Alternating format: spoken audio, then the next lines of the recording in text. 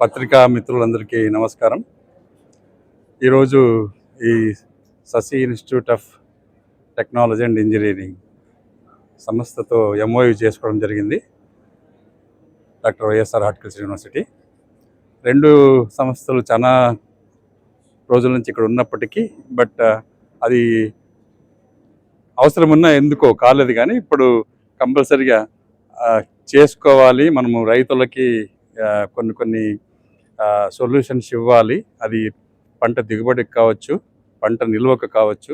అందులో పంట పండించే దాంట్లో ఏవైతే మనకు ఖర్చు ఎక్కువ పెడుతున్నామో అవన్నీ కూడా ఖర్చు తగ్గించుకొని లాభం ఎక్కువ వచ్చే విధంగా చేయాలని చెప్పేసి ఇక్కడ మనకు తెలుసు. ఈ ప్రాంతం అంతా కూడా మనకు కొబ్బరి ఎక్కువ ఉంటుంది, ఆయిల్ పామ్ ఎక్కువ ఉంటుంది, తర్వాత అలాగే కోకో, అరటి, ఇవి ఎక్కువ పంటలు ఉంటాయి. వీటన్నిటికి కూడా ఈ పిచికారీ చేయాలన్నా, ఎరువులు వేయాలన్నా, అయిన తర్వాత కోత కోయాలన్నా కూడా చాలా కష్టాలు ఉన్నటువంటిది. అయిన తర్వాత ఈ యంత్ర పరికరాలు కానీ అవన్నీ కూడా సూట్ అయ్యేటువంటి ప్రజెంట్ ఇంకా అంతగా లేవు.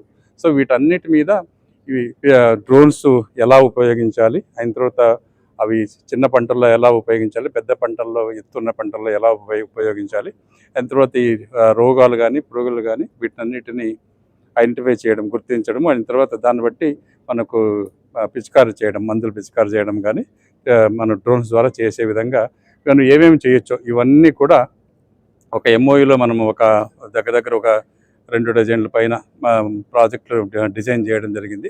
అది పీజీ రీసెర్చ్ ద్వారా, అయిన తర్వాత ఫ్యాకల్టీ రీసెర్చ్ ద్వారా చేయాలని చెప్పేసి 2 సంస్థలు నిర్ణయించుకున్నాయి.